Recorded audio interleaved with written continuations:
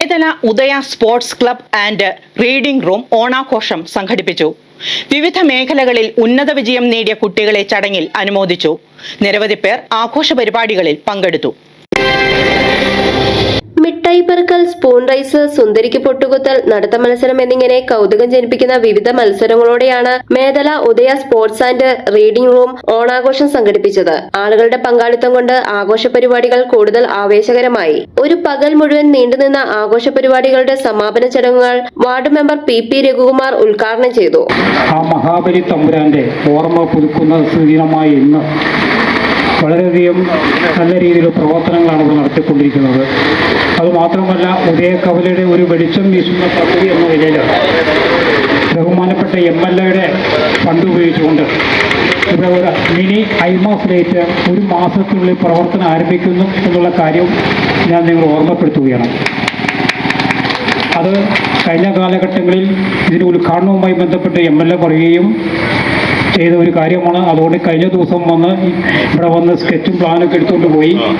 അതിനുള്ള എല്ലാ സൗകര്യങ്ങളും ഈ നാടിനു വേണ്ടി ശക്തമായി നിലവിൽ നിൽക്കുകയും ചെയ്യുമെന്ന് ഉറപ്പുവയ്ക്കൊണ്ട് ഈ ഇന്നത്തെ ആഘോഷ പരിപാടികൾ ഉദ്ഘാടനം ചെയ്ത് അറിയിക്കുന്നു.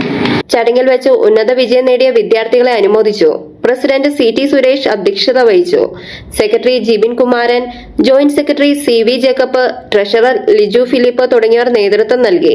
നമുക്കറിയാം, ഉദയ ക്ലബിന്റെ പ്രവർത്തനം ഇപ്പോൾ നിലവിലുള്ള ക്ലബ്ബുകളും മറ്റു ലൈബ്രറികളൊക്കെ എത്തുന്നതിന് എത്രയോ മുമ്പ് തന്നെ ഈ നാടിന്റെ നിലക്കുറിയായിട്ട് പ്രവർത്തിച്ചു വന്ന സ്ഥാപനമാണ്. അന്നത്തെ ഒരു ഓണാഘോഷം എന്ന് പറഞ്ഞാൽ എനിക്ക് തോന്നുന്ന ഈ റോഡും ബ്ലോക്കായി ഇവിടെ ഏകദേശം ഒരു 500 മുകളിൽ ആളുകൾ കൂടുന്ന വളരെ ഗംഭീരമായ പരിപാടിയായിരുന്നു നടന്നുകൊണ്ടിരുന്നത്. പക്ഷേ ആ കാലഘട്ടം മാറി. ഇന്നത്തെ കാലഘട്ടത്തിന്റെ ടേസ്റ്റ് ഇതല്ല.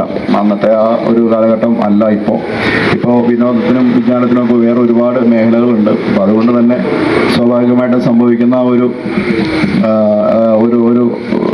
കുറവ് വന്നിട്ടുണ്ട്. അതുകൊണ്ടാവാം ഇങ്ങനെയുള്ള ഫംഗ്ഷനുകൾ ഇപ്പോൾ നിലവിൽ ആള് കുറയുന്നത്. ക്രമേണ അത് പുറകോട്ട് പോയി. അതിന്റെ കാരണം നമുക്കറിയാം. എല്ലാവരുടെയും വീട്ടിൽ TV ആയി, എല്ലാവരുടെയും വീട്ടിൽ കറണ്ടായി, എല്ലാവരുടെയും കയ്യിൽ ഫോണായി.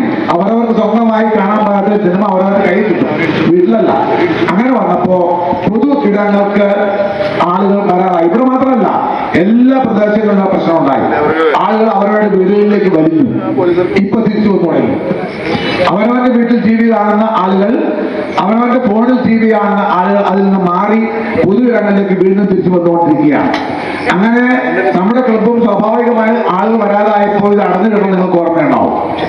അടഞ്ഞു കിടന്ന് മുകളിലായിരുന്നു ക്ലബ്, താഴെ തോമപ്പിന്റെ കടയായിരുന്നു. News desk, media city, Perumbavoor.